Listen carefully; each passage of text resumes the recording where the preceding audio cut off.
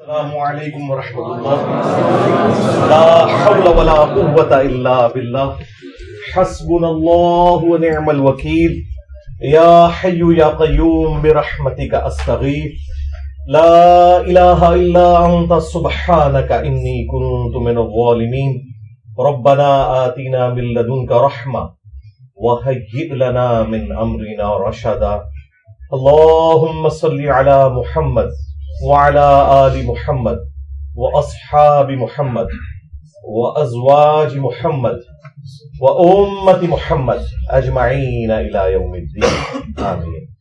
الحمد لله رب العالمين والصلاة والسلام على سيد الأنبياء والمرسلين وعلى آله وأصحابه أجمعين إلى يوم الدين. الحمدللہ آج 22 اکتوبر 2023 کو سنڈے کے دن ہمارا یہ پبلک سیشن نمبر 117 نمبر انشاءاللہ ہوگا. آپ کے سوالات یہ ریئل ٹائم پرچیوں کی شکل میں میرے پاس آ چکے ہیں. انشاءاللہ ان پرچیوں کو بھی ہم کور کریں گے. پہلے کرنٹ افیئر کے طور پر کچھ چیزیں میں ڈسکس کر لوں. پچھلے 2 ویکس میں ہماری جو اتوار کی اسپیشل جو کرنٹ افیئر کے طور پر ڈسکشن ہوئی تھی، وہ اس وقت جو حماس اور اسرائیل کے درمیان جو ایک کنفلکٹ چل رہا ہے فلسطین کے حوالے سے، اس پہ میں نے تفصیلی گفتگو کی تھی. چونکہ وہ ویڈیو چھوٹے چھوٹے ٹکڑوں کی فارم میں بھی لوگوں نے اپلوڈ کی، مختلف ٹاپکس کے ذریعے مختلف انداز میں. اس میں بعض لوگوں نے شرارتاً کچھ کلپس بھی کاٹ کے اپنا لقمہ اس کے منہ میں ڈالنے کی کوشش کی. تو یہ کچھ تو لوگ قرآن پاک کے ساتھ بھی کرتے رہے. اب اس کا یہ مطلب نہیں کہ بار بار ان چیزوں کی کلیریفیکیشن دی جائے. وہ گفتگو پوری ایک ٹوٹیلٹی میں 1 گھنٹے کی گفتگو ہے، اور اس میں ظاہر ہے کہ ایک اوور آل مقدمہ ڈسکس ہوا ہے. اس میں سے پک اینڈ چوز کرنا، کچھ اپنی مطلب کی بات نکالنا اور اپنا لقمہ میرے منہ میں ڈالنے کی کوشش کرنا کہ میں نے یہ بات یوں بیان کی ہے، تو یہ بالکل زیادتی والی بات ہے. تو آج والی جو ویڈیو ہے انشاءاللہ اس کی نیچے ہم ڈسکرپشن کے اندر لنکس ڈال دیں گے ان ویڈیوز کے، تاکہ اگر کسی کو کوئی بات سمجھ نہیں آئی تو اسی ویڈیو کو دوبارہ دیکھ لیں. بار بار چیزوں کی کلیریفیکیشن دینا ضروری نہیں ہوتا، اس سے پھر نئے ٹاپکس ڈسکس نہیں انسان کر سکتا. آج کل چونکہ اب یہ جہاد اور قتال والا معاملہ دوبارہ سے شروع ہوا، اور اس میں بھی چونکہ اسرائیل اور یہودیوں کا ایک بڑا ایشو آ ٹپکا ہے مسلمانوں کے اوپر، تو اس کی وجہ سے جو اینڈ آف ٹائم کے پوائنٹ آف ویو سے جو احادیث اور آثار ہیں ان کو لوگ ڈسکس کرنا شروع کر دیتے ہیں. اور یہ صرف آج کل کے اسکالرز نہیں ہیں، ماضی میں بھی لوگوں نے بڑی کتابیں لکھی، اور اللہ کے فضل سے جتنی پیش گوئیاں کی کوئی ایک بھی صحیح ثابت نہیں ہوئی. اور اس کی وجہ یہ ہے کہ جب تک کوئی انسیڈنٹ ہو نہیں جاتا، آپ وثوق کے ساتھ کسی چیز کے بارے میں کچھ کہہ نہیں سکتے. اب یہ کہنا کہ جی جب انسیڈنٹ ہو جائے گا تو اس کے بعد تو سب کو پتہ چل جائے گا، نہیں جناب، اس کے بعد بھی سب کو پتہ نہیں چلتا، سوائے ان لوگوں کے کہ جو لوگ خدا کو سیریس لیتے ہیں. تو کہتے ہیں کہ پہلے بتایا جائے تو اس کا فائدہ ہے. تو پہلے تو نبی صلی اللہ علیہ وآلہ وسلم نے ساری چیزیں بیان فرما دی، اور ظاہر ہے یہ ان لوگوں سے متعلقہ ہے جن لوگوں کے زمانے میں اس طرح کا معاملہ آئے گا. ورنہ آپ غزوہ ہند کو دیکھ لیں تو پچھلے 1000 سال سے غزوہ ہند ہو رہا ہے، اور ابھی تک ہوا نہیں ہے. اس کے اوپر لوگوں نے چندے کھائے، لوگوں نے لوگوں کے بچے ذبح کروا دیے، اور اسی طریقے سے تماشا چلتا رہا. یہی کچھ اب بھی ہو رہا ہے. اپنے مطلب کے لیے چیزوں کو جوڑنا اور اس میں جھوٹی روایتوں کا بھی سہارا لینا، اور اپنی تھاٹس کو فٹ ان کرنے کی کوشش کرنا احادیث کے اندر ایک رزلٹ نکالنے کے لیے، یہ بڑی سخت زیادتی والی بات ہے. اور جو کوئی اس طرح کی حرکت کرتا ہے لوگ کہتے ہیں جی وہ دیکھیں جی انہوں نے تو بڑی پیاری اس کی تفصیل بیان کی ہے. اب ان سے پوچھیں یہ جو آپ تفصیل بیان کر رہے ہیں کیا یہ تفصیل اس طریقے سے قرآن و سنت میں وارد ہوئی بھی ہے؟ تو وہ آپ کو بتائیں گے کہ جی یہ ہمارا خیال ہے. تو انہیں بتائیں کہ جو آپ کے بزرگ تھے وہ بھی یہی حرکت کرتے رہے. کتنے بڑے بڑے فقہا اور محدثین مفسرین گزرے ہیں جنہوں نے یہ اسیسمنٹ کی تھی کہ یہ امت 1000 سال سے اوپر نہیں جائے گی اور قیامت قائم ہو جائے گی. اللہ کے فضل سے 15ویں صدی میں بیٹھے ہوئے ہیں. تو کم از کم آج کل کے جو تخمینہ لگانے والے لوگ ہیں ان کی یہ اخلاقاً ذمہ داری ہے کہ اپنے ان بزرگوں کو کم از کم جھوٹا ڈکلیئر کریں. اگر جھوٹا نہیں کہہ سکتے احتراماً تو یہ تو کہیں کہ ان کے تخمینے غلط تھے. تو پھر ہم یہ کہیں گے کہ اگر آپ کے بابوں کا یہ حال تھا تو تسی تو شاہی کوئی نہیں. ہاں تو یہ والی حرکتیں کرنا مجھے بھی مختلف لوگ ویڈیوز مختلف اسکالرز کی بھیج رہے ہوتے ہیں. اب میں نام نہیں لیتا چونکہ آپ لوگوں کو پتہ ہے کہ یہ کون سے اسکالرز ہیں جو یہ اس قسم کی تباہ آزمائی کر رہے ہوتے ہیں. تو وہ کہتے ہیں نہیں جواب دیں. بھائی جواب تو ہوتا ہے جب کوئی بات قرآن و سنت سے کرے. جو بندہ اپنا تخمینہ لگا کے کوئی بات کرتا ہے تو اس کا جواب تو یہی ہے کہ یار یہ قرآن و سنت میں لکھا نہیں ہوا. تو اس سے زیادہ سخت جواب لینا ہے تو پھر لعنت اللہ علی الکاذبین یہی دیا جا سکتا ہے. تو ہمیں اس معاملے میں معذور تصور کریں. اس قسم کے تخمینے ہم نہیں لگا سکتے اور اس میں سے نکالنا کچھ بھی نہیں ہے. لوگ باتیں کرتے ہیں اور صرف نمبر ٹانگنے کے لیے. دنیا دار قسم کے لوگ, لگژریس لائف گزارنے والے لوگ, اور وہ حکومت وقت سے مطالبہ کر رہے ہیں جی آپ بارڈر کھول دیں جی ہمیں جانے دیں وہاں. تو میں تو گورنمنٹ سے یہی اپیل کروں گا کہ بارڈر کھول دیں, جان چھڑا لیں ان سے ایک دفعہ. بڑا اچھا موقع ہے. ان کو آپ بائی شپ بھیجیں میڈیٹرینین سی میں, غزہ کے پاس جو پورا پورشن لگ رہا ہے 41 کلومیٹر کا, ٹھیک ہے, وہاں جائیں, اپنے اپنے بزرگوں کو مدد کے لیے پکاریں اور دیکھ لیں گے ہم کہ کیا اینڈ رزلٹ نکلتا ہے. ڈنڈوں کے ساتھ, سوٹوں کے ساتھ اس طریقے سے جہاد نہیں لڑا جاتا. نہ یہ نبی صلی اللہ علیہ وآلہ وسلم کی تعلیمات ہیں کہ آپ نے بغیر اسباب کو اختیار کیے ہوئے صرف مسبب الاسباب پر تکیہ کرتے ہوئے اپنے معاملات کو آگے لے کے چلنا ہے. ایسا تو نہیں ہوتا. ورنہ تو آپ کو بتایا جاتا کہ 10 دفعہ دروشی پڑھ لیں تو آپ کی بھوک ختم ہو جائے گی, 10 دفعہ سبحان اللہ پڑھ لیں تو آپ کی پیاس ختم ہو جائے گی. اس طرح تو نہیں ہوتا, ایسا تو نہیں ہوتا. تو اس لیے یہ کہانیاں کرواتے ہیں, آپ سنتے رہیں اور پھر میرے خلاف ویلاگز بنا رہے ہوتے ہیں جس طرح میں نے یعنی پابند کیا ہوا انہیں وہاں نہ جانے پہ, یا بارڈر کھولنا میری ذمہ داری ہے. بھئی میں نے کوئی آپ کو روکا ہوا ہے؟ میں تو آپ کو گراؤنڈ ریئلٹیز بتا رہا ہوں.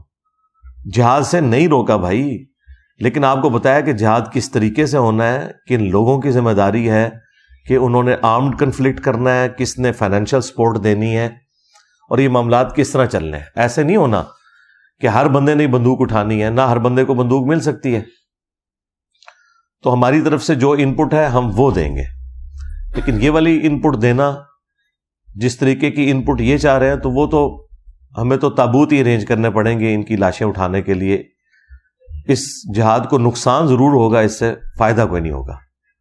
اور پھر یہ آگے کہہ رہے ہیں انجینئر صاحب روک رہے ہیں. بھائی میں نے کب روکا ہے؟ جاؤ, جان چھوڑو ہماری, سارے پہنچ جاؤ وہاں. میں نے کیوں روکا ہے؟ میں نے تو تب روکا ہو کہ میں نے کسی کو باندھ دیا ہو یا کوئی کرفیو لگا دیا ہو. نہ میں گورنمنٹ کے اندر ہوں, نہ میں اسٹیبلشمنٹ کے اندر ہوں. جائیں بھائی, آپ کو کس نے روکا ہوا ہے؟ آپ لوگ اپنے پولیٹیکل گینز کی خاطر دھرنے دے سکتے ہیں. آپ کیوں نہیں دھرنا دے رہے ہیں؟ آپ بارڈر کھلوانے کے لیے بڑھو نہ جڑیں, کیوں نہیں دے رہے؟ میں نے روکا ہوا ہے, میں نے پابندی لگائی ہوئی ہے. تو بس صرف ایک پوائنٹ سکورنگ کرنے کے لیے. اس میں سے جو اصل چیز نکالنے کی وہ یہ ہے کہ اینڈ پہ انہوں نے آپ کو اپنا اکاؤنٹ نمبر نیچے شیئر کروانا ہوتا ہے کہ جی آپ تو پہنچ نہیں سکتے, ہمیں پتہ ہے, تو ہمارا رابطہ ہو گیا, ہم انشاءاللہ آپ ہمیں چندے دیں, ہم وہاں پہنچا دیں گے. وہاں آپ ذرا مصر کے بارڈر کے اوپر دیکھیں، آلریڈی جو مصر کے لوگوں نے جتنی امداد بھجوائی ہوئی ہے نا، ابھی تو کل رات کو انہوں نے تھوڑا سا بارڈر کھولا ہے اور کچھ 20 کے قریب ٹرک انٹر ہونے دیے ہیں، تو یہاں سے کوئی امداد نہ بھی بھیجے، آلریڈی مصر کے لوگوں نے اتنا کچھ بھیج دیا ہے کہ جتنے لوگ ہیں ان سے کئی گنا زیادہ انہوں نے راشن ان کے لیے اویلیبل کر دیا ہے۔ تو مہربانی کر کے یہاں آپ کسی کو اس طریقے سے چندہ نہ دیں، یہ انہی کے اوپر لگنا ہے، کیونکہ یہ لوگ وہاں پہنچ نہیں سکتے ہیں، نہ پہنچا سکتے ہیں، نہ ان کا پہنچایا ہوا وہاں ایکسیپٹ ہونا ہے۔ وہ آپ کو پتہ ہے، وہ تو مصر کے ساتھ حالانکہ اسرائیل کے بڑے اچھے تعلقات ہیں، اس کے باوجود وہ تو ان کی چیزوں کو بھی بغیر تلاشی کے اندر نہیں جانے دے رہے، کتنا پریشر ہے اس کے باوجود ان لوگوں کی چیزیں کہاں انٹر ہونے دینی ہے۔ تو یہ کچھ بھی نہیں ہونا، یہ پیسے انہی کی جیبوں میں جانے ہیں، انہوں نے نئی گاڑیاں نکلوانی ہیں، انہوں نے اور پلاٹس خریدنے ہیں۔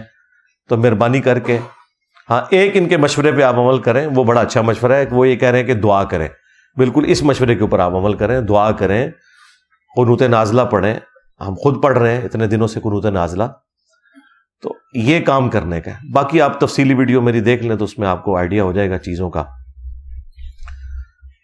قرب قیامت کی جو نشانیاں ہیں نا، یہ ایک الگ سے ایک پورا ٹاپک ہے، اس کے اوپر پوری دنیا میں مختلف سکالرز تب آزمائی کرتے ہیں، ویڈیوز میں بھی، کتابی شکل میں بھی اپنی اسیسمنٹس لگاتے ہیں۔ اب میرے اندر اتنی جرت نہیں ہے کہ میں اس لیول پہ آگے جاؤں، میں صرف ان نشانیوں کے بارے میں آپ کو بتا سکتا ہوں جو پوری ہو چکی ہیں پہلے سے۔ مستقبل قریب میں یا مستقبل بعید کے اندر جو ہونے والی ہیں ان کے بارے میں بتا سکتا ہوں، لیکن پریزنٹ ٹائم میں اس وقت یہ کون سی نشانی پوری ہو رہی ہے یہ بتانا میرے لیے پاسبل نہیں جب تک کہ وہ اسٹیبلش نہ ہو جائے۔ قیامت کی سب سے بڑی نشانی رسول اللہ صلی اللہ علیہ وآلہ وسلم کا دنیا میں آنا ہے۔ صحیح مسلم میں حدیث ہے، امام جعفر علیہ السلام نے اپنے والد امام باقر علیہ السلام سے، اور انہوں نے جابر بن عبداللہ رضی اللہ تعالیٰ عنہ سے روایت کی ہے کہ نبی صلی اللہ علیہ وآلہ وسلم جب کبھی بھی منبر پر تشریف لاتے، آپ کی آواز بلند ہو جاتی، آنکھیں سرخ ہو جاتی، غصے میں اضافہ ہو جاتا، گویا کوئی جرنیل اپنی فوج کو تیار کر رہا ہے۔ یعنی اگریسو سٹائل میں گفتگو کرنا ممبر کی ریکوائرمنٹ ہے۔ ممبر کی ریکوائرمنٹ طارق جمیل سٹائل یا غامدی سٹائل نہیں ہے، بلکہ محمدی سٹائل ہے، جس کے اوپر یا ڈاکٹر اسرار صاحب عمل کرتے تھے یا اللہ کے فضل سے میں عمل کرنے کی کوشش کرتا ہوں۔ اس کے بعد آپ صلی اللہ علیہ وآلہ وسلم فرماتے حمد و صلات کے بعد، فَإِنَّ خَيْرَ الْحَدِيثِ كِتَابُ اللَّهِ وَخَيْرَ الْهَدِيِ هَدْيُ مُحَمَّدٍ صلی اللہ علیہ وآلہ وسلم وَشَرَّ الْأُمُورِ مُحْدَثَاتُهَا وَكُلَّ مُحْدَثَةٍ بِدْعَةٍ وَكُلَّ بِدْعَةٍ ضَلَالَةٍ وَكُلَّ ضَلَالَةٍ فِي النَّارِ۔ یہ صحیح مسلم میں بھی خطبہ موجود ہے، سنن نسائی کے اندر بھی موجود ہے، میں نے کئی دفعہ بیان کیا۔ اس کے بعد آپ فرماتے ہیں کہ میں اور قیامت اس طرح ساتھ بھیجے گئے ہیں جیسا کہ یہ دو انگلیاں، یعنی نبی علیہ السلام اور قیامت کے درمیان اب کوئی اور فاصلہ نہیں ہے، حالانکہ 1500 سال گزر چکے ہیں۔ اب مجھے بتائیں، جب صحابہ کرام یہ بات سنتے ہوں گے تو ان کے دماغ میں تو ہوگا 50 60 نہیں تو 100 سال بعد قیامت آ ہی جائے گی۔ اور بعض لوگوں نے ایک حدیث سے دھوکہ کھایا بھی، وہ بخاری اور مسلم دونوں میں حدیث ہے کہ نبی صلی اللہ علیہ وآلہ وسلم نے فرمایا کہ 100 سال نہیں گزریں گے، اس وقت جتنے روئے عرض پہ لوگ موجود ہیں ان پہ قیامت قائم ہو جائے گی۔ اور وہ غیر مسلم بھی اس حدیث کو بخاری مسلم کی اٹھا کے کہتے ہیں کہ دیکھو تمہارے نبی کی تو خبر غلط نکلی، حالانکہ اس کے کئی ایک طرق موجود ہیں بخاری مسلم میں، اور اس میں ایک طریق کے اندر عبداللہ ابن عمر رضی اللہ تعالیٰ عنہ، حالانکہ وہ 100 سال پورے ہونے سے پہلے ہی شہید ہو گئے 74 ہجری میں، نبی علیہ السلام کی وفات کے بعد 63 ایئرز تک زندہ رہے، ابھی 100 سال پورے نہیں ہوئے۔ یا تو ہوتا نا کہ 100 سال پورے ہو جاتے تو پھر آپ کہیں گے عبداللہ بن عمر نے تعویل کر دی باطل، نہیں، ابھی 40 سال پڑے ہوئے ہیں۔ اور وہ جب یہ حدیث بیان کرتے تھے تو وہ ساتھ بتاتے تھے کہ نبی علیہ السلام نے فرمایا تھا کہ جو اس وقت لوگ موجود ہیں ان پر قیامت قائم ہو جائے گی، مراد یہ کہ یہ قرن ختم ہو جائے گا، یہ زمانہ ختم ہو جائے گا اور اگلی جنریشن سٹارٹ ہو جائے گی۔ آلموسٹ 100 سال کے اندر ایک جنریشن شفٹ ہو جاتی ہے دوسری میں۔ تو عبداللہ ابن عمر نے اپنی زندگی میں بتا دیا تھا کہ نبی علیہ السلام یہ نہیں کہنا چاہ رہے تھے کہ قیامت آ جائے گی، وہ تو واضح موجود ہے بخاری مسلم میں حدیث جبریل جب حضرت جبرائیل علیہ السلام انسانی شکل میں آ کے مختلف سوالات کرتے ہیں، ان میں سے ایک سوال یہ تھا کہ قیامت کب آئے گی، تو نبی علیہ السلام کہہ دیتے ہیں نا 100 سال بعد آئے گی۔ آپ نے فرمایا کہ جو شخص سوال پوچھ رہا ہے نا، جس شخص سے پوچھا جا رہا ہے وہ اس سے زیادہ نہیں جانتا جو کہ پوچھنے والا پوچھ رہا ہے۔ تو انہوں نے کہا یا رسول اللہ نشانیاں بیان فرما دیں، تو آپ علیہ السلام نے کچھ نشانیاں بیان کی۔ اور یہ حدیث جو ہے یہ مسلم شریف کی پہلی حدیث ہے کتاب الایمان میں، 93 نمبر، 92 تو روایات مقدمے کی ہیں، 93 نمبر روایت یہ ہے، اور یہ حدیث بخاری میں بھی ہے۔ وہاں پہ بھی نبی علیہ السلام کہہ سکتے تھے نا کہ 100 سال بعد آ جائے گی، تو عبداللہ ابن عمر نے بالکل کلیئر کیا ہے کہ یہ صحابہ کا قرن ختم ہو جائے گا، زمانہ ختم ہو جائے گا، اور وہ ایگزیکٹلی ہوا ہے۔ آخری صحابی ابو طفیل عامر بن واثلہ رضی اللہ تعالیٰ عنہ، جو شیعان علی میں سے تھے اور جنگ صفین میں مولا علی کے ساتھ رہے، مولا علی سے حدیثیں بھی روایت کی، یہ آخری صحابی ہیں جو دنیا سے گئے نبی علیہ السلام کی وفات کے 100 سال کے بعد، آلموسٹ 110 ہجری کے اندر۔ آپ علیہ السلام کی وفات 11 ہجری کے سٹارٹ میں ہوئی ہے، اور یہ 110 ہجری میں فوت ہوئے ہیں ابو طفیل عامر بن واثلہ رضی اللہ تعالیٰ عنہ۔ وہی صحابہ کا قرن، یعنی وہ زمانہ 100 سال میں ختم ہو گیا، یعنی صحابہ کرام اور ان کے زمانے کے لوگوں کے اوپر قیامت قائم ہوگی، کیونکہ مرتے ہی قیامت شروع ہوگی نا ان کی۔ اس سے مراد وہ بڑی قیامت نہیں ہے۔ تو آپ ایمانداری سے بتائیں، جب صحابہ کرام یہ سنتے ہوں گے کہ یہ 2 انگلیاں جیسے ساتھ بھیجی گئی، تو ان کے دماغ میں کیا آتا ہوگا؟ 100 سال نہیں تو 150 200 سال ان کے دماغ میں بھی تھا کہ 1500 سال تو ہم گزار چکے ہیں، ابھی پتہ نہیں اور کتنے گزرنے ہیں۔ تو نبی علیہ السلام کا دنیا میں تشریف لانا یہ خود قیامت کی نشانیوں میں سے ایک نشانی ہے۔ پھر نبی علیہ السلام کی مبارک زندگی میں کچھ نشانیاں قیامت کی، ایک کا ذکر تو قرآن میں بھی ہے، سورۃ القمر کا سٹارٹ، اقتربت الساعہ وانشق القمر، قریب آ گئی قیامت اور چاند 2 ٹکڑے ہو گیا۔ اس کانٹیکسٹ میں بخاری مسلم میں حدیث ہے کہ نبی علیہ السلام کے لیے نشانی کے طور پر اللہ تعالیٰ نے چاند کو 2 ٹکڑے کر دیا تھا، اور وہ ہیرا پہاڑ کے دائیں اور بائیں ہوا اور پھر جڑ گیا۔ تو قرآن نے اس واقعے کو قیامت کی نشانی بتایا، اور یہ نشانی کب پوری ہوئی؟ نبی صلی اللہ علیہ وآلہ وسلم کی مبارک زندگی میں۔ تو اس سے آپ کا دماغ کھل جانا چاہیے کہ کسی نشانی کا آ جانا یہ اس چیز کی دلیل نہیں ہے کہ بس قیامت آئی کہ آئی، اس کا علم اللہ تعالیٰ کے ساتھ خاص ہے۔ اور قرآن میں یہ ٹاپک جگہ جگہ آیا ہے کہ اے نبی آپ سے قیامت کے بارے میں پوچھتے ہیں، قل انما العلم عند اللہ وانما انا نذیر مبین، اے نبی تم فرما دو کہ اس کا علم تو اللہ کے ساتھ خاص ہے، اور میں تو نہیں ہوں مگر ڈر سنانے والا۔ تو قیامت کا علم یہ اللہ تعالیٰ کے پاس ہے کہ وہ کب آنی ہے، لہٰذا یہ ویلاگ ضرور دیکھا کریں، محظوظ ہوا کریں، اس میں سے نکلنا کچھ بھی نہیں ہے، سیدھی سی بات ہے۔ باقی جو نشانیاں ہیں وہ الحمدللہ میں نے تفصیل کے ساتھ بیان کی ہیں، لیکن جو کچھ آپ نکالنا چاہتے ہیں نا وہ میں کبھی بھی نکال کے نہیں دوں گا، نہ میری جرت ہے کہ میں اللہ اور اس کے رسول سے آگے بڑھنے کی کوشش کروں عز وجل وصلی اللہ علیہ وآلہ وسلم۔ بخاری اور مسلم دونوں میں حدیث ہے، تمہاری اس وقت کیا شان ہوگی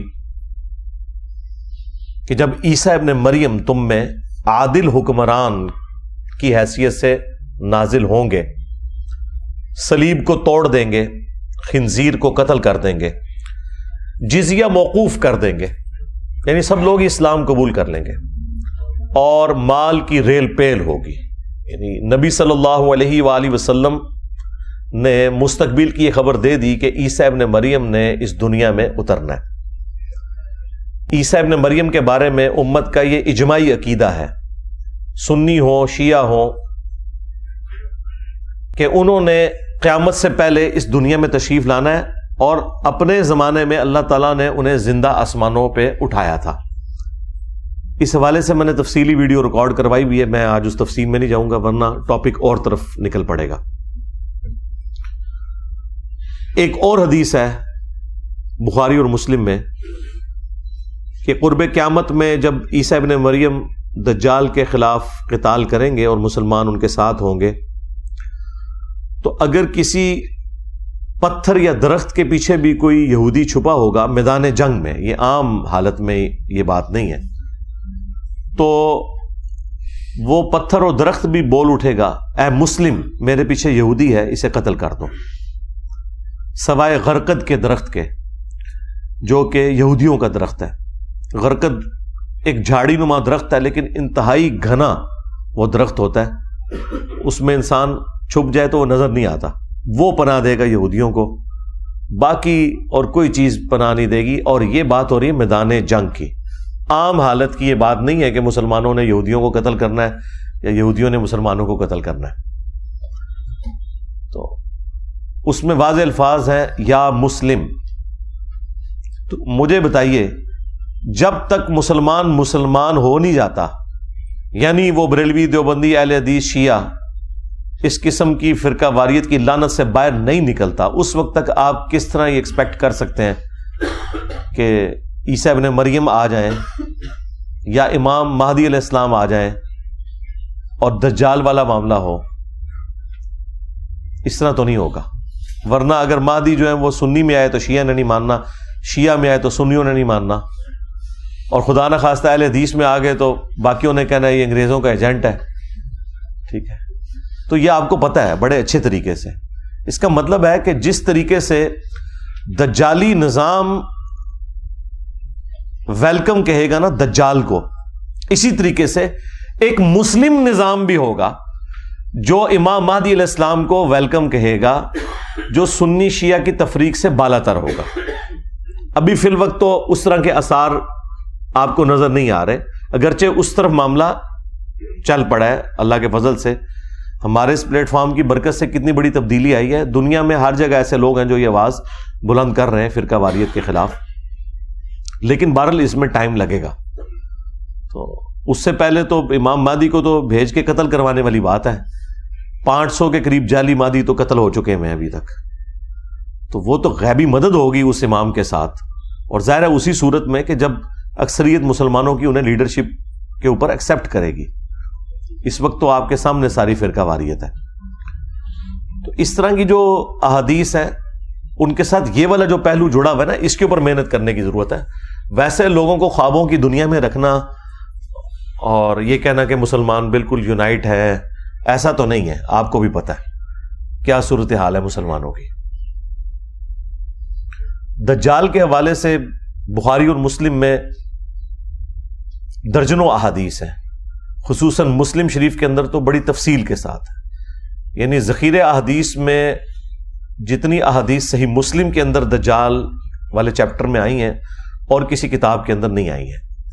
یہ آپ کو کمبائنڈ فارم میں مشکات المصابیح کے اندر 3 جلد کے اندر آپ کو یہ ساری احادیث ایک خاص ترتیب کے ساتھ مل جائیں گی۔ مشکات کو میں نے انسائکلوپیڈیا آف حدیث ڈکلیئر کیا ہے، یہ آج سے آلموسٹ 700 سال پہلے یہ کتاب فائنل ہوئی ہے۔ اس کے تعارف پہ میں نے پوری ویڈیو ریکارڈ کروائی ہے، وہ آپ دیکھ لیجئے گا۔ بہرحال یہ اہل سنت کی مین سٹریم کی جتنی کتابیں ہیں بخاری سے لے کے ابن ماجہ تک، اس کے علاوہ بھی اور کتابوں کے سمجھ لیں نوٹس ہیں، اس میں جو 3 جلد میں آلموسٹ 57 کے قریب احادیث صرف دجال اور نزول عیسیٰ سے متعلق ہیں،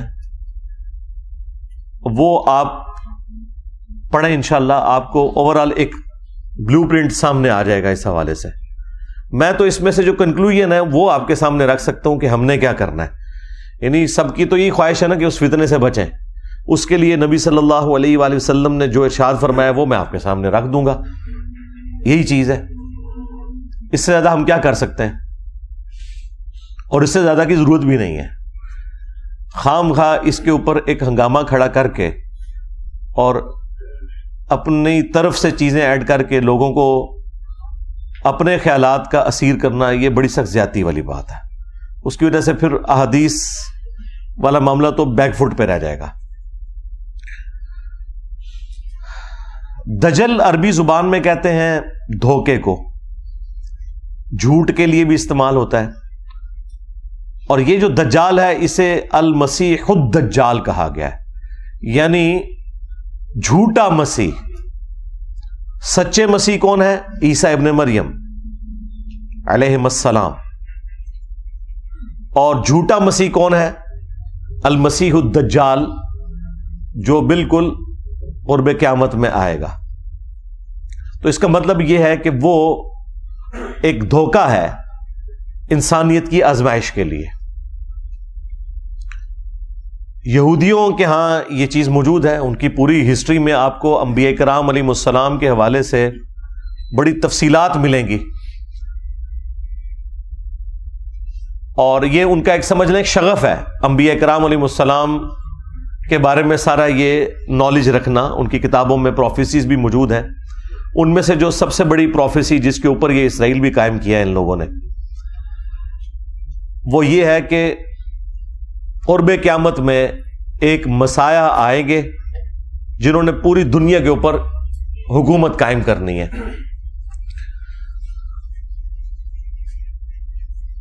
وہ مسیح آ کے چلے بھی گئے, لیکن انہوں نے انہیں دجال کہا, نعوذ باللہ, آؤٹ آف ویڈ لاک کہا, گالیاں دیں, سن آف مین کہا عیسیٰ ابن مریم کو. اللہ تعالیٰ نے ان کی جان بخشی کی اور انہیں زندہ آسمانوں پہ اٹھا لیا. اب قرب قیامت میں جب دجال آئے گا تو یہ اس کو اپنا وہ مسیح مان لیں گے, اور پھر اس کو قتل کرنے کے لیے عیسیٰ ابن مریم کو اللہ تعالیٰ دنیا میں بھیجیں گے. لہذا یہ جو پرسنالٹیز ہیں یہ دو ہیں. ایک عیسیٰ مسیح ہے جو اوریجنل مسیح ہے, اور ایک ہے مسیح الدجال جو جھوٹا مسیح ہے, جسے ہم دجال کہتے ہیں. یہودیوں کا لیڈر وہ مسیح ہوگا جو دجال ہے, اور مسلمانوں کا اور کرسچنز کا لیڈر, کیونکہ کرسچنز بھی اسلام قبول کر لیں گے. یہ اب الگ سے ایک ٹاپک ہے. میں آج عیسیٰ ابن مریم والے ٹاپک کو ڈسکس نہیں کر رہا, ورنہ 1 گھنٹہ اس کے لیے الگ چاہیے. وہ آپ میری ویڈیو دیکھ لیں تفصیل کے ساتھ, حیات مسیح اور نزول مسیح علیہ السلام. میں دجال کے ٹاپک کو فی الوقت ٹچ کر رہا ہوں. تو یہ عیسیٰ ابن مریم اسے قتل کریں گے. وہ تفصیلی احادیث موجود ہیں بخاری اور مسلم کے اندر. میں چند ایک احادیث کور بھی کر دوں گا آج انشاءاللہ تعالی. بہرحال اس میں ہمارے لیے جو نبی صلی اللہ علیہ وآلہ وسلم نے ارشاد فرمایا, وہ صحیح مسلم کے اندر 3 احادیث ایسی ہیں جن میں ایک ہی وظیفے کا ذکر ہوا ہے, اور وہ ہے سورۃ الکہف کا. صحیح مسلم کی ایک حدیث میں ہے کہ جو شخص بھی سورۃ الکہف کی پہلی 10 آیات حفظ کر لے گا وہ دجال کے فتنے سے بچ جائے گا. دوسری حدیث میں آیا ہے سورۃ الکہف کی آخری 10 آیات, اور تیسری حدیث میں آیا ہے مسلم شریف کی کہ جب تم دجال کو اپنے سامنے پاؤ تو اس کے سامنے سورۃ الکہف کی پہلی چند آیات, وہی 10 آیات تلاوت کرنا, تو اللہ تعالیٰ تمہیں محفوظ کر دے گا. تو اس کا مطلب ہے یہ آیات مسلمانوں کو یاد بھی ہونی چاہیے. اور ان سے رزلٹ کیسے نکالنا ہے کہ جب دجال سامنے آئے گا تو اس کے سامنے یہ آیات پڑھنی ہے, جس طرح کہ ہم مختلف بلاؤں سے بچنے کے لیے سنت اذکار اور دعائیں پڑھتے ہیں. بخاری میں حدیث ہے جو رات کو آیت الکرسی پڑھ کے سو جائے صبح تک ایک فرشتہ اس کی حفاظت کے اوپر مامور ہو جائے گا. یہی ہے نا. اب اس کو یہ کہنا ہے کہ جی آیت الکرسی کا ترجمہ پڑھے, اس میں سے رزلٹ نکالے اور رات کو شیطان کے ساتھ علمی ڈیبیٹ کرے تو ایک فرشتہ حفاظت میں مامور ہو جائے گا. یہ کر رہے ہیں ہمارے یہ واعظین. جس سورۃ الکہف میں سے تو یہ نکلتا ہے. بھئی واضح الفاظ ہیں اس میں. ابھی تک جو حدیثیں عام کی ہیں انہوں نے وہ 2 حدیثیں عام کی ہوئی ہیں کہ پہلی 10 آیات اور آخری 10 آیات حفظ کر لے. تو اس میں تو ان کو بھاگنے کا راستہ مل جاتا تھا ان واعظین کو. وہ کیا راستہ ملتا تھا؟ وہ کہتے ہیں کہ اس کا مطلب ہے کہ ان 10 کو حفظ کرنا ہے, اس کا فہم سمجھنا ہے آپ نے. 2 حدیثوں میں تو ان کا کام چل جائے گا. جو تیسری حدیث میں مسلم شریف سے بتا رہا ہوں کہ جب دجال سامنے آئے تو تم نے ابتدائی آیات اس کے سامنے قرات کرنی ہے. قرات کے الفاظ ہیں تو اللہ تعالیٰ تمہیں بچا لے گا. یعنی یہ وظیفے کے طور پر ہے. یہ نہیں ہے کہ ان کا مفہوم جو ہے دجال سے ڈسکس کرنا ہے. یہ بالکل واضح ہے. باقی یہ بات ٹھیک ہے کہ سورہ الکہف میں سمجھتا ہوں قرآن حکیم میں جامع ترین صورتوں میں سے ایک صورت ہے. اور سورۃ الکہف کا جو مرکزی ٹاپک ہے نا وہ دنیا پرستی کی مذمت ہے. مرکزی ٹاپک اس کا سٹارٹ سے لے کے اینڈ تک کہ دنیا کے کتے نہیں بننا, دنیا کی زندگی عارضی ہے, اصل زندگی آخرت کی ہے. اب اس میں چند ایک واقعات چونکہ ڈومیننٹ آ گئے ہیں تو لوگ سورۃ الکہف میں ان واقعات کے پیچھے پڑ جاتے ہیں, لیکن اس کا جو مرکزی ٹاپک ہے, چاہے وہ پہلی 10 آیات پڑھ لیں یا آخری 10 آیات اور بیچ میں بھی, وہ ہے دنیا کی زندگی کی بے ثباتی. قرآن کے 2 ہی ٹاپک ہیں, عقیدہ توحید اور دوسرا ہے کہ دنیا کی زندگی عارضی ہے. باقی جو رسالت کا عقیدہ ظاہر ہے وہ تو اس کے اندر امپلائیڈ ہے کہ رسولوں کے ذریعے یہ ہمیں چیزیں پتہ چلی ہیں. تو عقیدہ توحید, رسالت اور آخرت. تو یہ جو تیسری حدیث ہے جس میں آیا کہ دجال سامنے آئے تو تم نے یہ قرات کرنی ہے, اللہ تعالیٰ تمہیں بچا لے گا, اس کا مطلب ہے کہ اس کا تعلق وظیفے کے ساتھ ہے. باقی ٹھیک ہے, آپ نے جتنی مرضی اس کی تفسیر بیان کرنی ہے وہ کریں. سورۃ الکہف کے اندر دنیا کی زندگی کی جو مذمت آئی ہے, یعنی دنیا میں ڈوب نہ کوئی جائے, ورنہ تو دنیا کی زندگی میں آپ نے رہنا ہے, پھر دنیا حسنہ اللہ سے مانگنا ہے, لیکن اس کو اپنے اوپر حاوی نہیں کرنا. اس کے علاوہ سورۃ الکہف میں اصحاب الکہف کا واقعہ آیا, ذوالقرنین بادشاہ کا واقعہ آیا, موسیٰ اور خضر علیہ السلام کا واقعہ, یاجوج ماجوج کا بھی ذکر ہے, اور پھر کنکلوژن دوبارہ ہوئی ہے دنیا کی زندگی کی مذمت کے اوپر اور عقیدہ توحید کے اوپر. آپ خود پہلی 10 آیات پڑھ لیں اور آخری 10 آیات پڑھ لیں. باقی آپ نے جو ضرب تقسیمیں لگانی ہے, کسی چیز کو جوڑنا ہے, وہ کرتے رہیں. وہ تو لوگوں نے تو قرآن سے یوفون بھی نکال دیا ہے. یوفون تو لکھا ہوا ہے قرآن میں, اب یہ یوفون وہ یہ والا یوفون تو نہیں ہے. تو اس طریقے سے آپ نے چیزیں ضرور جوڑنی ہیں, وہ جوڑیں. لیکن اوورآل جو واضح حدیث یہ ہے کہ جب دجال سامنے آئے تو پہلی 10 آیات تلاوت کرنی ہے. تو امت کو بتانے کا کام یہ ہے کہ پہلی 10 آیات کو آپ حفظ کریں. باقی جو قرآن کی تعلیمات کو ترجمے سے پڑھنا, اس کے فہم کے اوپر عمل کرنا, اسے حرز جاں بنانا, اس میں تو مجھ سے زیادہ کون زور دیتا ہے. میں نے تو آگے کہا کہ خدا کے لیے طوطے بنا کے نہ نکالو حفاظ کو, قرآن کے مفہوم کو سمجھیں, اپنے عقیدے کو درست کریں. لیکن اس میں یہ غلوف کرنا کہ اور چیزیں نکالنا شروع کر دینا اور اس کا کوئی اینڈ ہی نہ ہو, یہ والی زیادتی نہ کریں پلیز. امت کو اس کے حال کے اوپر چھوڑ دیں, قرآن و سنت تک جتنا نبی صلی اللہ علیہ وآلہ وسلم نے تعلیم فرمایا. تو یہ بالکل واضح ہے کہ قرات کرنی ہے, اس کے لیے آپ کو 10 آیات یاد ہونی چاہیے. اور جامع ترمذی میں اس کو سپورٹیو ایک روایت بھی ہے, اس کی صحت میں کلام ہے, لیکن بعض کے نزدیک وہ درست بھی ہے. اس میں ہے کہ روزانہ ان 10 آیات کی تلاوت بھی کی جائے. تو میں اسے فٹ ان سمجھتا ہوں اس کے اندر, اس اعتبار سے کہ جو روزانہ ان 10 آیات کی تلاوت کرے گا تو ہی اسے زبانی یاد بھی رہے گی. جو چیزیں آپ روزانہ پڑھتے ہیں وہی آپ کو زبانی یاد رہتی ہیں, ادروائز تو بندہ بھول جاتا ہے. تو روزانہ کم از کم ایک دفعہ, بھلے فجر کے بعد یا مغرب کے بعد, پہلی 10 آیات سورۃ الکہف کی یہ حرز جاں بنائے کہ انہیں آپ نے پڑھنا ہے. باقی اس کی تفسیر تو میں نے ویڈیو میں ریکارڈ کرائی ہوئی ہے, وہ آپ ضرور دیکھیں. ڈاکٹر سرار صاحب نے بھی بڑی تفصیل کے ساتھ ریکارڈنگ کرائی ہے, وہ بھی آپ دیکھیں. پورے قرآن کو ظاہر ہم نے فالو کرنا ہے ترجمے کے پوائنٹ آف ویو سے, اس کی تعلیمات کے پوائنٹ آف ویو سے. اور بخاری مسلم میں ایک اور حدیث ہے جس میں نبی صلی اللہ علیہ وآلہ وسلم نے ہر نماز میں ہمیں حکم دے دیا ہے کہ 4 چیزوں کے شر سے آپ نے اللہ کی پناہ طلب کرنی ہے نماز کے تشہد کے اندر. اللہم انی اعوذ بک من عذاب جہنم ومن عذاب القبر ومن فتنة المحیا والممات ومن شر فتنة المسیح الدجال.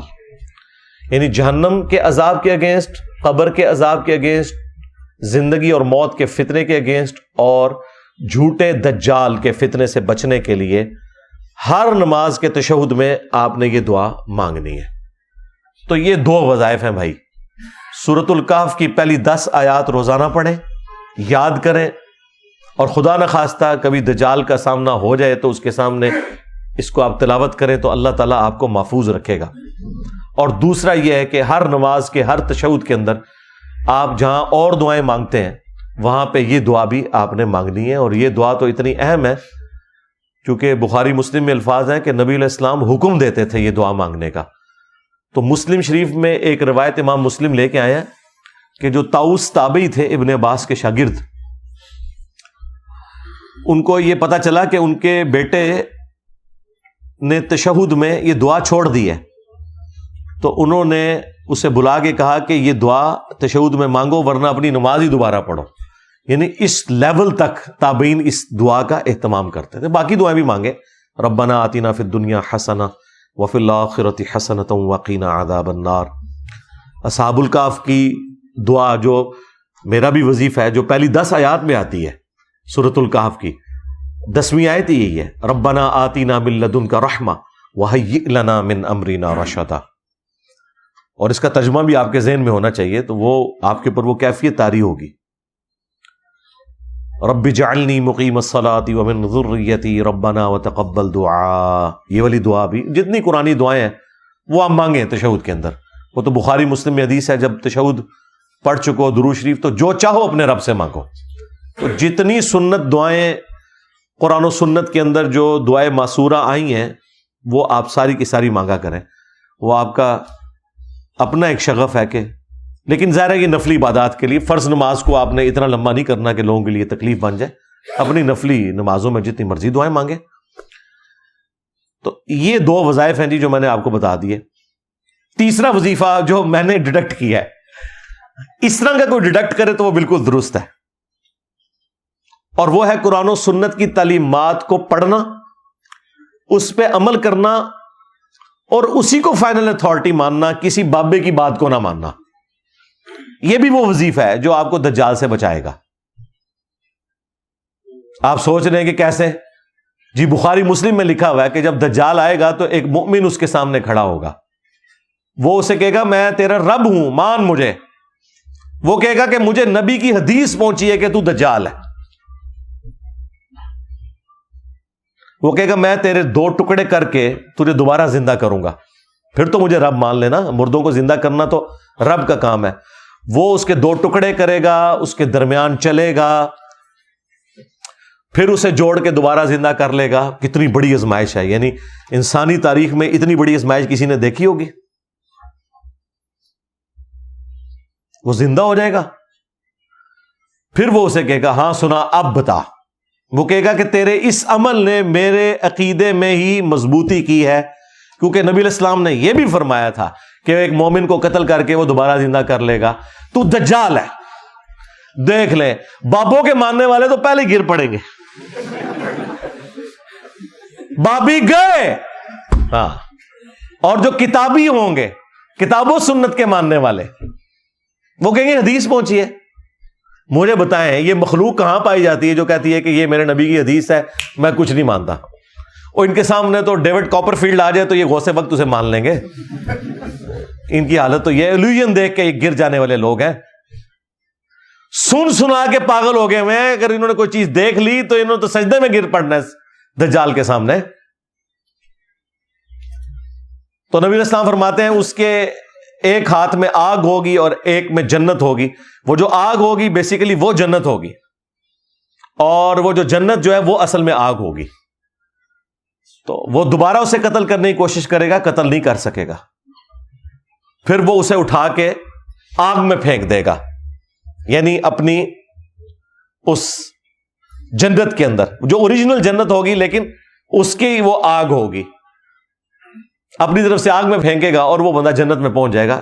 اور نبی علیہ السلام نے فرمایا وہ اس وقت کا سب سے بہترین شہید ہوگا، سید الشہداء ہوگا. یعنی وہ کلمہ حق بلند کرے گا نا، جو المستدرک للحاکم میں حدیث ہے کہ سید الشہداء حمزہ ابن عبد المطلب ہے، اور ہر وہ شخص سید الشہداء ہے جو جابر حکمران کے سامنے کلمہ حق بلند کرے یہاں تک کہ اسے قتل کر دیا جائے. اسی وجہ سے ہم حضرت حسین ابن علی کو بھی سید الشہداء کہتے ہیں. اور وہ شخص بھی اس وقت کا سب سے بہترین شہید ہوگا جو دجال کے سامنے کھڑا ہوگا. یہ تو اسے بزرگ مانگ لیں گے. ہاں انہوں نے تو فوراً اس کی بزرگی کا اعتراف کر لینا. بخاری مسلم دونوں میں حدیث ہے کہ تمہارا رب کانا نہیں ہے لیکن دجال کانا ہوگا. اچھا یہ بعض جگہ آپ نے تصویر دیکھی ہے وہ ماتھے پہ آنکھ دکھائی ہوئی ہے، اس طرح کا نہیں ہوگا دجال. ہاں دجال کی آنکھ اپنی جگہ پہ ہی ہوگی، لیکن ایک آنکھ اس کی جو دائیں آنکھ ہے وہ ابری ہوئی ہوگی، یہاں سے وہ کانا ہوگا اور ایک آنکھ سے وہ دیکھے گا. آنکھیں دونوں ہوں گی، لیکن یہ ایک ابرے ہوئے انگور کے گوشے کے مانند اس کا ایک نکلا ہوا ڈھیلا ہوگا، آنکھ اس کی ایک سلامت ہوگی، تو وہ کانا ہوگا. اور تمہارا رب کانا نہیں ہے. پھر نبی علیہ السلام نے فرمایا کہ اس کی دونوں آنکھوں کے درمیان کافر لکھا ہوگا، لیکن وہ کافر ایبریویشن کے اندر لکھا ہوا ہوگا، کاف فا را. عربی میں چونکہ کھڑا زبر کے لیے علیحدہ سے الف لگانے کی بھی ضرورت نہیں پڑتی، تو کاف کے اوپر اگر آپ کھڑا زبر لگا لیں اور فا کے نیچے زیر اور را، کافر، یعنی کاف فا را لکھا ہوگا. اور مسلم شریف کے الفاظ ہیں کہ کوئی ان پڑھ بندہ بھی ہوگا نا، تو ہوگا اگر مومن تو وہ بھی پڑھ لے گا یہ کافر لکھا ہوا ہے. ہاں، اور اس میں ایڈ کرنے لگا ہوں، یہ ہے وہ اجتہاد جو کرنے والا کہ کوئی مفتی بھی ہو، اگر وہ دنیا کا کتا ہوا تو وہ کافر پڑھ نہیں سکے گا، کیونکہ وہ تو شوبتے سے متاثر ہو جائے گا. مسلم شریف میں بڑی تفصیلی حدیث ہے جس میں پورا یہ دجال کا ذکر موجود ہے تفصیل کے ساتھ. اس میں تو ہے کہ اس کے حکم سے آسمان سے بارش نازل ہوگی، زمین کو حکم دے گا وہ اناج اگائے گی، خزانے اس کے ساتھ چلیں گے، اور لوگ جو بےچارے اس طرح کے لوگ ہیں وہ تو ساتھ اس کے لگ جائیں گے نا، ان کی ضرورتیں پوری ہو رہی ہوں گی. مردہ بھی زندہ کر دے گا، پیچھے کیا رہ گیا کام جو کرے. ہاں، تو لوگ اس کے ساتھ اٹیچ ہوتے چلے جائیں گے، تو یہ تو سارے اس کے ساتھ اٹیچ ہو جائیں گے اس کے کرتب دیکھ کے. وہ کہیں گے عبد القادر جیلانی، تو ہو سکتا ہے ان میں سے کہیں گے وہ انجینئر جڑا کہندا سی نا، دیکھ لو نا، کہندا سی عبد القادر جیلانی نے کوئی مردے زندہ نہیں کیے، یہ دیکھو ہمارا آ گیا عبد القادر جیلانی پارٹ 2.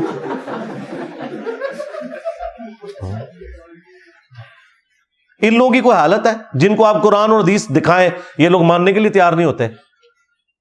انہوں نے وہ کافر بھی پڑھ کے بھی اس کی تعویل کر جانی ہے. ہو سکتا ہے کاف سے وہ کشف سمجھ لے، ہاں، فا سے فیض سمجھ لے، ہاں، اور را سے روحانیت سمجھ لے. تو بچے گا وہی بھائی جس کا یہ نعرہ ہوگا کہ میرے نبی سا ہے ہی کوئی نہیں، تیرے بابے تے شاہ ہی کوئی نہیں، تیرا بابا دجال تے شاہ ہی کوئی نہیں. تو جو کرتبوں سے متاثر ہونے والے لوگ ہیں وہ تو گئے، سیدھی سی بات ہے. بچے گا وہ جو قرآن و سنت پہ چلنے والا ہوگا، ہاں انشاءاللہ تعالی.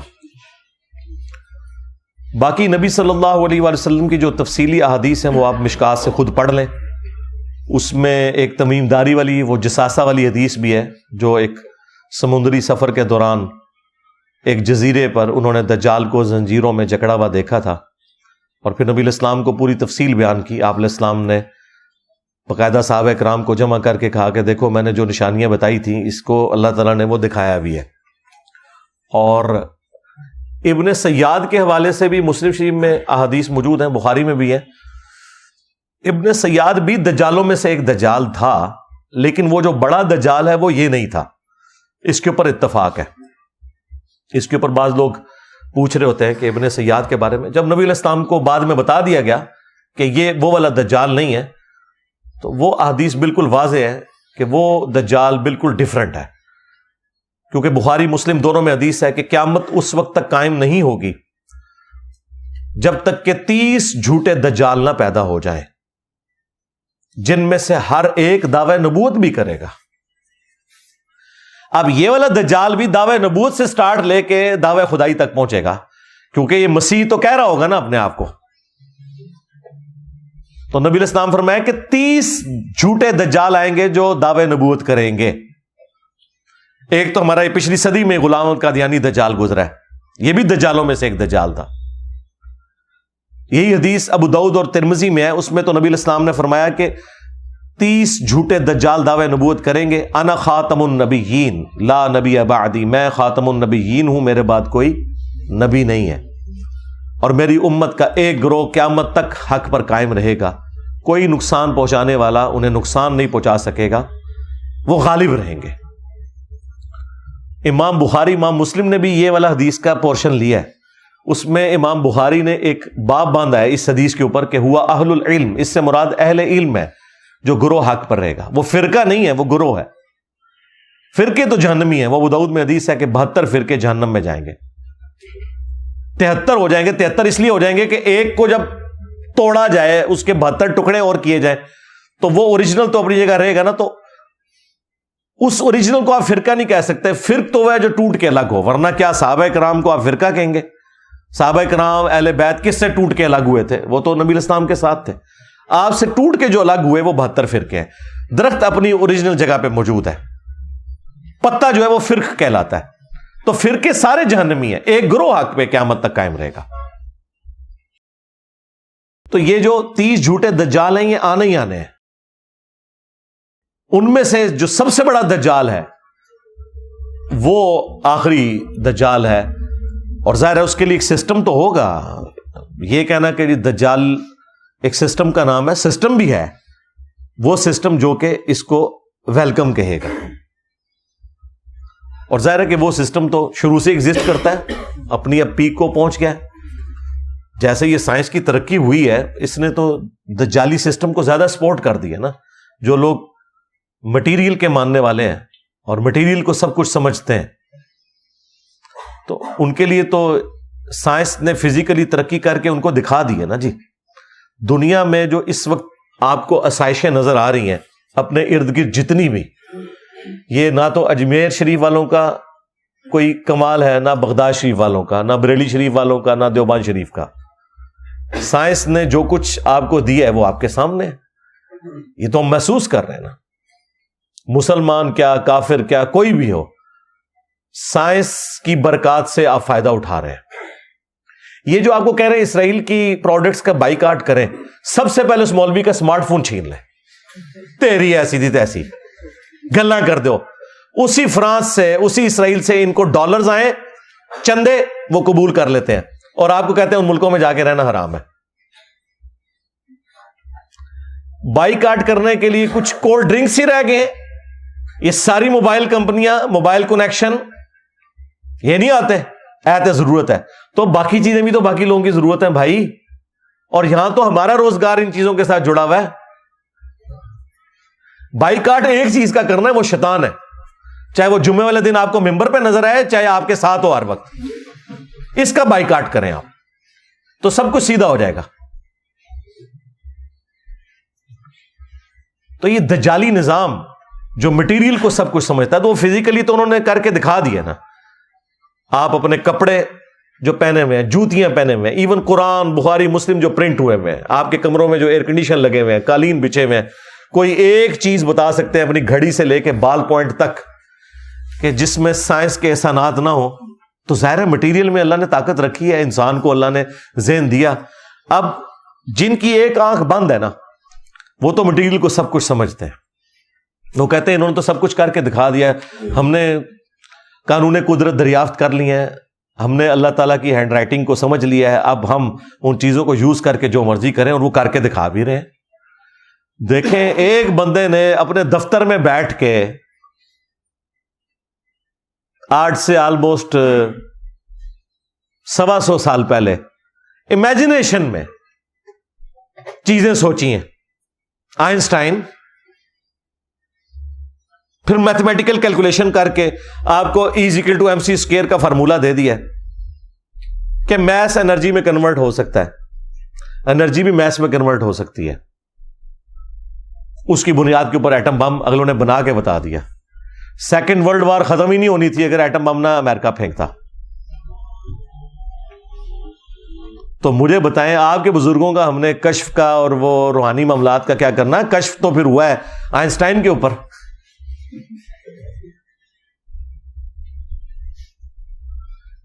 اس کی صرف جو کیلکولیشن ہے نا، جو فارمولے تک پہنچنے کے لیے اس نے جتنا میتھمیٹیکل ورک کیا ہے، وہ ہم کسی غوث وقت کے سامنے رکھتے ہیں، وہ صرف اس کو پڑھ کے بتا دے کہ ہوا کیا ہے۔ سمجھانا تو دور کی بات ہے، صرف ریسائٹ کر دے کہ لکھا کیا ہوا ہے۔ تو دنیا کے حقائق اللہ تعالیٰ نے کھولے ہیں نا ان کے اوپر، جن لوگوں نے ایفرٹ پٹ کی ہے. یہ اللہ تعالیٰ نے ایک اپنی سنت رکھی ہوئی ہے. تو سائنس نے ہماری زندگی آسان کر کے دکھا دیا، اور اس چیز نے پھر لوگوں کو دھوکے میں مبتلا کر دیا. انہوں نے مٹیریل کو سب کچھ سمجھا، اور یہ ہے دجالی سسٹم کہ ایکوائرڈ نالج جو اللہ تعالیٰ نے دیا تھا، سائنس کا علم، the knowledge obtained through observations and experiments، اس کو سب کچھ سمجھ لیا. اور جو ریویلڈ نالج تھا، وہی کا علم، جو ہماری آخرت سے متعلق تھا، جو ہماری اخلاقیات سے متعلق تھا، اس سے ان لوگوں نے آنکھ بند کر لی. اسلام تو دونوں علوم کو ساتھ لے کے چلتا ہے. اور میں کہتا ہوں یہ ایکوائرڈ نالج سائنس نے تو جتنی توہمات کی مٹی پلیت کی ہے نا، ہمارے پاس تو کوئی ذریعہ نہیں تھا ان کی مٹی پلیت کرنے کا. ہم انہیں قرآن و سنت سے آیات اور احادیث بتاتے تھے تو یہ لوگ نہیں مانتے تھے. سائنس نے تو سب کچھ کر کے دکھا دیا ہے. اب ہم ان کو کہتے ہیں ہاں جی آؤ نا جناب. تم لوگ کہتے ہو نا بزرگ دلوں کا حال جانتے ہیں، اور تمہارے بزرگوں کا حال یہ ہے کہ آج کے وقت میں جن لوگوں کو تم لوگوں نے غوث ڈکلیئر کیا ہوا ہے نا، انہوں نے بھی اتنا موٹا چشمہ لگایا ہوتا ہے پڑھنے کے لیے. پاپا جانی اور اس کا جو پوتا ہے جس کا نام انہوں نے معاویہ رکھا ہوا ہے، اتنا موٹا اس کو شیشہ لگا ہوا ہے. تو جو دلوں کے حال جانتے ہیں وہ یہ اپنے وہ اجمیر شریف کا آئی پیڈ نہیں بنا ہوا، نہ بریلی شریف کا، نہ دیوبند شریف کا. ہاں وہ بھی امریکہ شریف کا، جاپان شریف کا، اسرائیل شریف کا بنا ہوا ہے. اس کو پڑھ رہے ہوتے ہیں، اور اس میں بھی جب نہیں پڑھا جاتا نا تو وہ اینک لگاتے ہیں. ویسے ان کو کوئی بتایا نا یار تھوڑی عزت بچانی ہے، اینک اتار کے نا انہوں تھوڑا زوم کر لیا کرو، انجینئر صاحب دے فتنے تو بچ جاؤ گے. تو وہ اینک لگا کے اس سے پڑھ رہے ہوتے ہیں. یہ لوگ ہیں جو لوگوں کے دلوں کے حال جانتے ہیں. سائنس نے دیکھیں ان کی مٹی کیسی پلید کی ہے کہ اینک ان کو بھی لگانی پڑ گئی ہے. اور اس سے یہ ان کا پول کھل گیا کہ دل کے حال تو چھوڑتے ہیں. جو میں یہ کہتا تھا نا یہ سامنے سے دیکھ کے نہیں پڑھ سکتے، یہ اردو نہیں پڑھ سکتے بڑھاپے میں دیکھ کے بغیر اینک کے. سائنس پڑھنا تو دور کی بات ہے.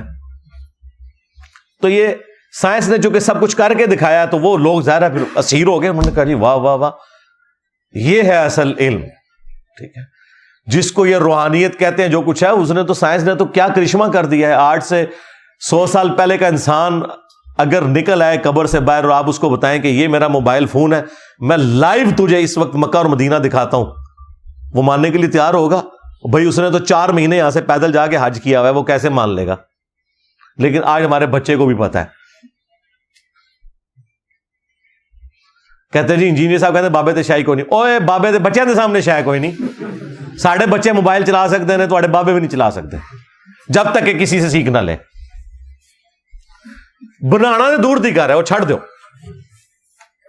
بنا تو سکتے ہی نہیں ہے. تو سائنس نے ان کی بہت مٹی پلید کی. حج عمرے کے لیے جاتے رہے نا یہ سارے بزرگ. تیل تو 1960 میں گوروں نے ہی نکالا ہے. ان سے پوچھے جب تم مکے مدینے حج کے لیے جاتے تھے تیل کیوں نہیں تو نظر آیا؟ تسی تو 7 زمینہ تھلے ویکھدے سو. جی انجن روک لیا جی بابا جی نے، انجن بڑھایا نہیں روکیا. لیا کڈو کہڑے بابے جے انجن روک کے دسن، چڑھائیے انجن تھوڑے بابے ہوتے. انجن روک لیا، اندازہ بھی ہے ان کو. میں پیر میری صاحب کا پڑھ رہا تھا، انجن روک لیا. اور ان کی آپ بایوگرافی پڑھے تو وہ خود ٹرین پہ حج کرنے گئے تھے، یہاں سے کراچی گئے تھے، سٹیم انجن چلتا تھا. ظاہر ہے کراچی اگر وہ جاتے پیدل اس کی بجائے ٹرین پہ، اور وہاں سے پھر بحری جہاز میں گئے تھے. انجن روک لیا جی. تو سائنس نے تو کچھ نہیں چھوڑا میں کہتا ہوں جی ان کا. اسی لیے میں نے کئی سال یہ پہلے کہا تھا کہ یہ جو آج کا ماڈرن دور ہے نا، اس میں یہ جو تم نے دیو مالائی قصے کہانیوں والا دین لوگوں کو بتایا نا، اس کی اب کوئی گنجائش باقی نہیں ہے. یہ ہے ہی فراڈ تھا. ٹھیک ہے، اور یہ نہ سمجھیے گا کہ یہ میری تھاٹس ہے. ہمارے ذہن والے لوگ شروع سے ایگزسٹ کرتے ہیں، لیکن چونکہ حکومتوں کے اندر صوفیاء کے ماننے والے بیٹھے ہوئے تھے، وہ ایسے لوگوں کو قتل کروا دیتے تھے، ان کی آواز کو دبا دیا جاتا تھا. یوٹیوب تو نہیں تھا نا. آج آپ امیجن کریں انٹرنیٹ یوٹیوب نہ ہوتا تو آپ لوگ یہاں بیٹھے ہوتے ہیں، دنیا کے کونے کونے سے آ کے یہاں پہ لوگ مجھے مل کے جاتے ہیں. یہ ایک چھوٹے سے کمرے میں یہ آواز دفن ہو جانی تھی. یہ تو اللہ تعالیٰ نے ایک فیصلہ فرمایا ہے کہ ٹھیک ہے صحیح بات لوگوں تک پہنچے. ادروائز شروع سے لوگ یہ ایسی باتیں کرتے تھے, انہیں گستاخ کہہ کے, کبھی باغی کہہ کے, کبھی یہود و نصارہ کے ایجنٹ کہہ کے یہ لوگ مروا دیتے تھے. لیکن حقیقت یہ ہے کہ باتیں انہی کی قرآن و سنت میں نکلتی ہیں. جو یہ کہتے ہیں وہ کوئی نہیں نکلتا. کہتے ہیں جی نکلتا ہے, دیکھیں جی وہ تخت بلقیس آ گیا تھا. اچھا جی تخت بلقیس آ گیا تو رفع الیدین کرنا چھوڑ دیے. کوئی رفع الیدین شروع کر دینا اسے کہتے تخت بلقیس آ گیا سی. بھائی تخت بلقیس دا رفع الیدین نال کے تعلق. تو میں تو ان کو پھر للکارا ہے کہ ٹھیک ہے یار چھڑ دو, اسٹیچو آف لبرٹی امریکہ کا لاؤ مارگلا ہلز کے اوپر رکھو. کیڑا بابا جے لے آؤ بابا کے 2 بار, میں مان لاں گا. ہاں تخت بلقیس والا واقعہ وہ ہم مانتے ہیں. بھائی عیسیٰ ابن مریم نے مردوں کو اللہ کے عزت سے زندہ کیا, ہم مانتے ہیں. تمہارے عبد القادر جیلانی کے بارے میں جھوٹ بولو گے وہ نہیں مانیں گے. ورنہ میں کہتا ہوں جی میں بھی مردے زندہ کرتا ہوں, چلو یہ کیا کہیں گے آگے سے کہیں گے نا کر کے دکھا. تو تسی نہیں کر کے دکھانا, جھوٹے ہو. یہ میرے نیچے جو تخت ہے میں کہتا ہوں جی میں لے کے آیا ہوں جی پلک جھپکنے سے پہلے, چلو منو. کیا کہیں گے لے آ کے دکھاؤ. یہی بات جب ہم کرتے ہیں کہتے ہیں جی دیکھو مندے ہی نہیں نے. تو کوئی اصول ہے آپ کا جس کے اوپر آپ کھڑے ہوئے. تو یہ جو دجالی نظام ہے نا صرف مٹیریل میں بیس کرنا, اس کے پیچھے ہمارے جو مذہبی توہمات ہیں نا ان کا بھی بہت زیادہ دخل ہے. جب آپ یہ کہیں گے کالی بلی راستہ کاٹ دے تو یہ نحوست ہے. آپ کو یہ بتایا جائے کہ زلزلہ جو ہے وہ اس لیے آتا ہے کہ وہ ایک گائے نے ایک سینگ کے اوپر زمین اٹھائی ہوئی ہے, جب دوسری پہ شفٹ کرتی ہے زلزلہ آتا ہے. آپ کو جب یہ بتایا جائے کہ آپ کے گھر کی منڈیر کے اوپر کوا اگر زور سے بولے تو یہ مہمان کے آنے کی نوید ہے. آپ کو بتایا جائے کہ جوتی پہ جوتی چڑھ جائے تو کہ مہمان آئے گا.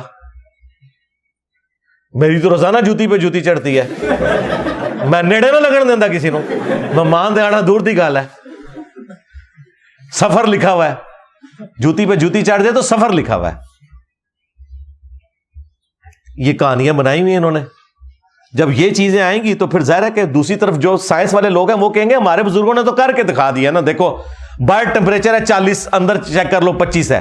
ہمارے بزرگوں نے تو کر کے دکھا دیا ایئر کنڈیشن بنا کے. ہمارے بزرگ فیراڈے نے تو بجلی بنا کے بتا دی.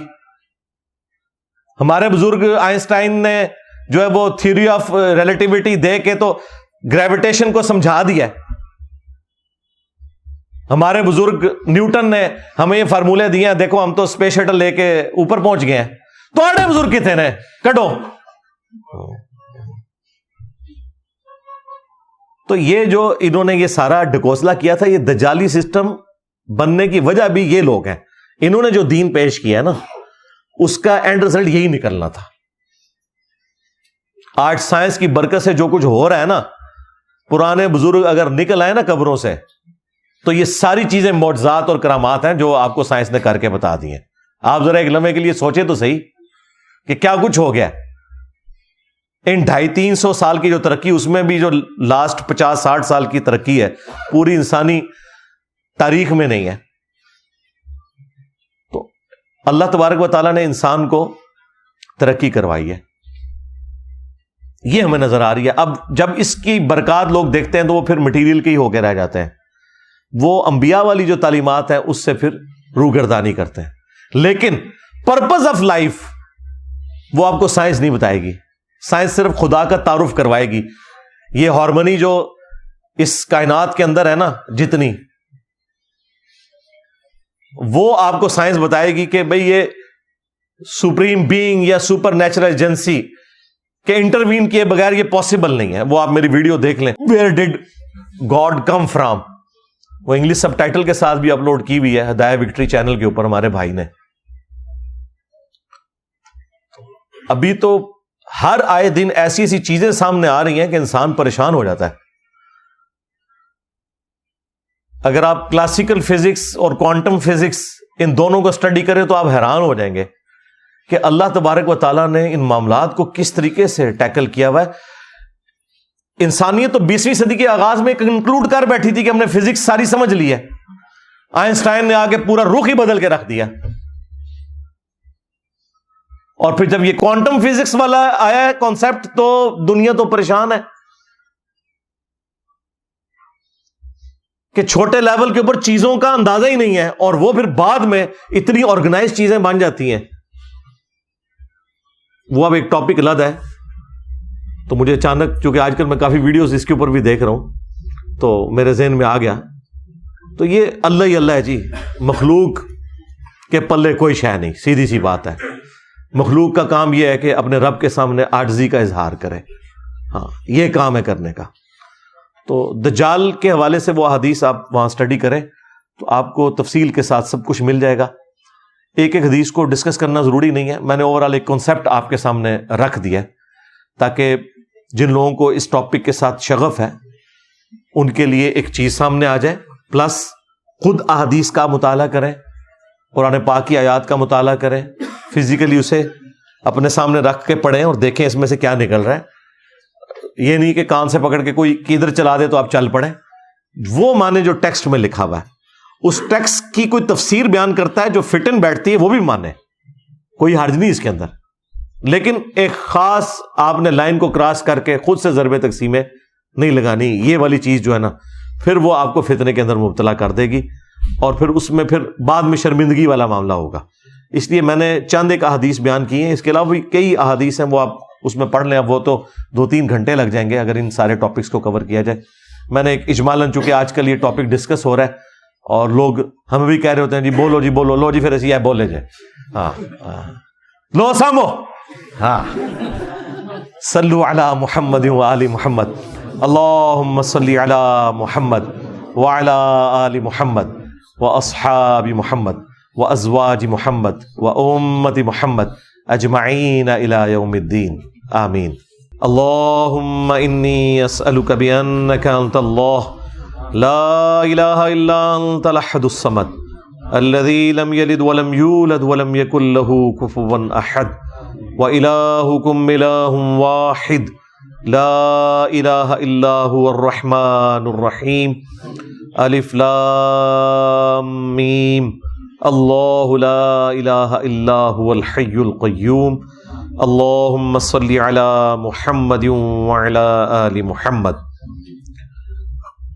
اللہم ربنا آتنا فی الدنیا حسنہ وفی الآخرة حسنة وقنا عذاب النار.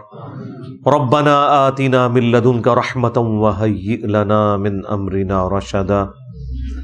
اللہم اغفر لحینا ومیتنا وشاہدنا وغائبنا وصغیرنا وکبیرنا وذکرنا وانثانا. اللہم من احییتہ منا فاحیہ علی الاسلام ومن توفیتہ منا فتوفہ علی الایمان. اے اللہ، جن جن بھلائیوں کا سوال تیرے محبوب صلی اللہ علیہ وآلہ وسلم نے تجھ سے کیا، ہمارے حق میں، ہمارے ماں باپ کے حق میں، ہمارے بیوی بچوں کے حق میں، پوری امت کے حق میں قبول و منظور فرما. جن جن چیزوں کے شر سے تیرے محبوب علیہ السلام نے تیری پناہ طلب کی، تمام مسلمانوں کو ان چیزوں کے شر سے اپنی پناہ عطا فرما. بالخصوص فلسطین کے مسلمان، کشمیر کے مسلمان، انڈیا، چائنا، افغانستان، یمن، عراق، شام، پاکستان، جہاں کئی مسلمان کس پرسی کی زندگی گزار رہے ہیں، اے اللہ یہ کافروں کے خلاف برسر پیکار ہیں، غیب سے ان کی عزت، آبرو، جان و مال کی حفاظت فرما. اے اللہ، حاضرین کے دلوں میں جو جو نیک اور جائز دعائیں ہیں قبول منظور فرما. حاضرین کے جو چھوٹے بڑے رشتہ دار فوت ہو چکے مغفرت فرما، جو بیمار ہیں انہیں شفائے کلی عطا فرما. یہ تمام دعائیں تمام مسلمانوں کے حق میں قبول منظور فرما. ہمارے ملک پاکستان کی خیر فرما، اندرونی اور بیرونی خطرات سے محفوظ فرما.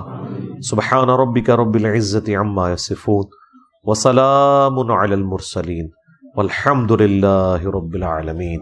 صلی اللہ علی النبی الکریم وعلی آلہ وصحبہ اجمعین.